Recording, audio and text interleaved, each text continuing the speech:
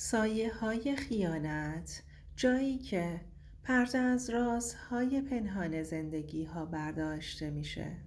میدونی دردناکترین لحظه زندگی یه زن کدوم لحظه است؟ نه اون لحظه‌ای که خیانت میبینه، نه، اون لحظه‌ای که بعد سالها میفهمه با یک غریبه و خائن زندگی کرده. یک غریبه‌ای که بهش میگفته عزیزم، ولی همش دروغ بوده. لیلا هستم، 34 سالمه و این داستان منه. اگه فکر میکنی قرار مثل قصه های معمولی باشه اشتباه میکنی، چون ته این داستان یه چیزی رو میفهمی که شاید مسیر زندگی تو عوض کنه. بذار از اول برات بگم. من توی خانواده معمولی توی یکی از محله های تهران به دنیا اومدم. پدرم آقای حاجی زاده راننده تاکسی بود. یه مرد ساکت، خسته اما زحمتکش. مادرم فرید خانوم خیاطی میکرد و گاهی برای همسایه ها لباس میدوخت. تنها بچه خانوادم بودم. از همون بچگی یاد گرفتم قوی باشم، چون هیچ کس نبود بغلم کنه و بگه همه چی درست میشه. از کلاس اول وقتی بقیه بچه ها مامانشون دستشون رو میگرفت تا مدرسه، من خودم میرفتم. یادمه توی یه مدرسه به ساعت درس میخوندم. همیشه یه دفتر کوچیک همراهم بود. گوشه ی حیاط می نشستم و با خودکار آبی توش می نوشتم که یه روز قرار نویسنده بشم. تا اینکه سوم دبیرستان بودم که زندگیم یه مسیر دیگه رفت. با مریم دوستم رفته بودیم خونشون. اونجا داداشش حمید رو دیدم. یه پسر خوشتیپ با چشمهای خاکستری و تعریش مرتب. نمیدونی چه حسی داشتم. اصلا انگار یه چیزی توی وجودش بود که ناخودآگاه منو جذب میکرد. همون شب تو دفترم نوشتم یه حس جدید، شاید اسمش عشقه. چند ماه بعد حمید از طریق مریم شمارمو گرفت. یه روز یه پیام اومد. سلام لیلا، من حمیدم، داداش مریم. میتونیم بیشتر با هم آشنا بشیم؟ قلبم ریخت. تا حالا کسی اینطوری مستقیم حرف نزده بود باهام. بعدش دیگه همه چی شروع شد. ما 6 سال با هم دوست بودیم. 6 سالی که مثل یه خواب شیرین گذشت. قهر و آشتی، تولدا، شب نشینی ها، کنکور، دانشگاه، حتی سربازی رفتن حمید. توی اون مدت اون همه چیز من بود. روزی نبود که با هم حرف نزنیم، حرف از آینده نزنیم. یادمه یه بار تو پارک گفت لیلا، من فقط با تو میخوام پیر شم. وقتی از سربازی برگشت اومد خواستگاری. پدر و مادرم چون میدیدن چقدر دوستش دارم بدون مخالفت قبول کردن. یه مراسم جمع و جور گرفتیم. لباس عروسمو مامان با دست دوخته بود. هنوزم بوش یادمه. بوی امید، بوی عشق. شب عروسی من فکر می کردم دیگه هیچ غمی تو دنیا نمونده. سال اول ازدواجمون خوب گذشت. حمید صبح میرفت سر کار، شب خسته اما خوشحال برمیگشت. ما یه خونه کوچیک اجاره کرده بودیم توی پیروزی. با حقوق کمش می ساختیم. با هم خرید می رفتیم. فیلم می دیدیم. خاطره می ساختیم.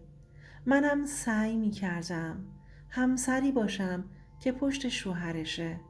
حتی وقتی خسته بود براش چای درست می کردم تا خستگیش در بره. اما از سال دوم یه چیزی فرق کرد. اولش چیزای کوچیک بود، کم حرفی، خیره شدنهای بی دلیل، زود خوابیدن، بعدها بوی عطر زنونه غریبه توی لباسهاش. یه شب اومد خونه، توی گوشیش یه پیام دیدم از کسی به اسم سارا. نوشته بود دلم برات تنگ شده عشقم. قلبم لرزید، اما هنوز شک داشتم به خودم. میگفتم شاید همکارشه، شاید اشتباهی شده. باورم نمیشد کسی که اون همه سال باهاش بودم این کارو بکنه. تولد 30 سالگیم رسید. با همه وجودم براش تدارک دیدم. خونه رو با بادکنک تزیین کردم. غذای مورد علاقش رو پختم.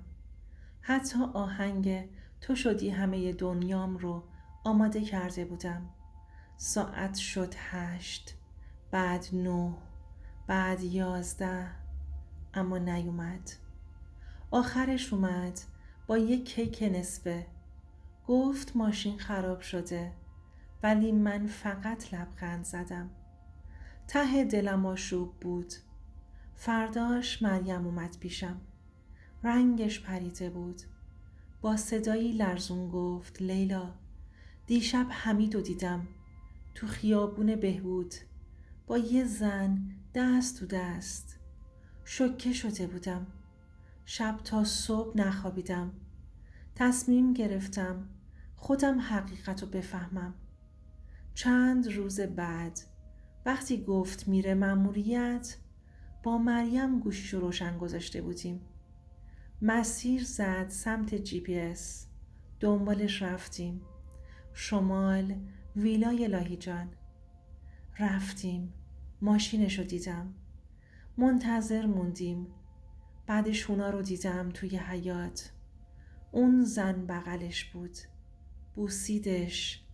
قلبم تیکه تیکه شد. همونجا پشت بوته ها اشکامو قورت دادم. وقتی برگشت تهران نگفتم چی دیدم. فقط نگاش کردم. گفتم حمید، من دیگه اون دختر ساده دیروزی نیستم. تو تموم شدی برام. طلاق گرفتم. خیلی سخت بود. تنهایی، قضاوت مردم، نگاه سنگین همسایه ها. ولی کم کم خودم رو پیدا کردم. رفتم سر کار. توی انتشاراتی شروع کردم به نوشتن. درد و دلهامو ریختم رو کاغذ. نوشتم و نوشتم و نوشتم. از خیانت، از امید، از قدرت زن. 5 سال گذشت. یه شب یه پیام اومد. لیلا، اگه بدونی چرا رفتم شاید کمتر ازم متنفر باشی. حمید بود. گفت اون زن نامزد سابقش بوده. به زور مامانش با من ازدواج کرده. هیچ وقت نتونست فراموشش کنه. حالا اومده بود بگه که چرا رفته. اما دیگه برام مهم نبود. چون من قوی تر شده بودم.